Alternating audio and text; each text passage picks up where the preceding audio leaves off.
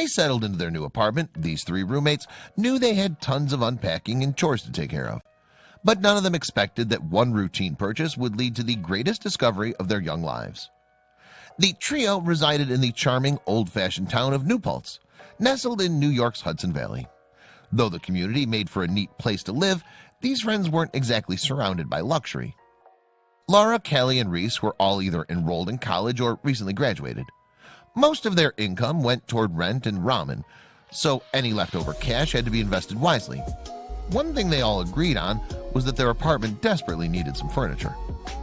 The 20-somethings wandered into their local Salvation Army store and inspected their couch selection. They came across some really nice pieces that unfortunately wouldn't fit in their apartment. Only one would, and it was a doozy. So the roommates had no other choice but to lug home the oldest and ugliest couch that the store had to offer. Still, it was only $20, so they certainly found a bargain, even if it was unsightly. Laura, Reese, and Callie celebrated by sitting back on their new couch and watching some TV. Some doubts crept through their minds, however. One part of the couch was so uncomfortable it almost felt like there was something inside of it.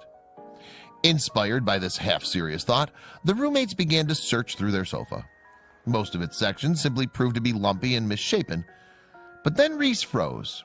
He found a thick envelope in one of the pillows. Callie and Laura tore apart the rest of the couch in a frenzy. Within a few seconds, they located a second envelope, and then another, and soon more.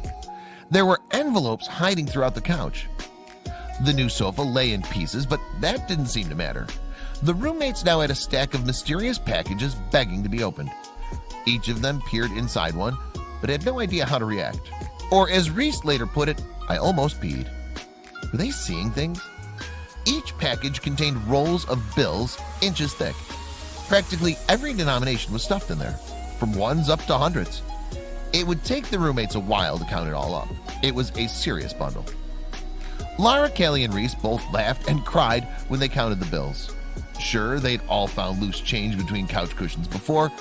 This type of discovery, on the other hand, defied explanation. Altogether, the couch money added up to $41,000. The roomies chattered about how much rent it would cover. Reese mentioned buying his mom a car. Unfortunately, they discovered one final object that threatened to throw a wrench in their plans. A separate envelope, torn and battered as it was, held a bank deposit slip. The paper contained all sorts of personal information, including a full name, presumably the owner of all that cash. The trio had a true dilemma on their hands. Although the money would really help them out, the friends agreed that the right thing to do would be to return it. But first they had to see if they could track down the owner. Hoping they weren't throwing away the windfall of a lifetime, the roommates shared the bank information with the Salvation Army. Against all odds, the charity managed to track down the original owners, and there was no backing out now. The next day, the New Paltzers drove out to the provided address. When they finally arrived, nobody liked what they saw. The house was totally run down. Multiple beware of dog signs hung on the fence. Who, the kids wondered, were they about to get involved with? Much to their relief, an old woman opened the door and welcomed them inside. She spent most of her days alone as her husband passed away and she retired from her florist shop. She claimed the money was hers, but she completely forgot it was in the couch. Seeing her young visitors scratch their heads, she explained she grew up at a time when people couldn't trust banks. Instead of putting their life savings in an account, she and her husband stuffed their nest egg into the furniture until the kids donated it. In that moment, the roommates understood the pile of cash wasn't theirs to take. They returned the money to the elderly woman, who thanked them profusely.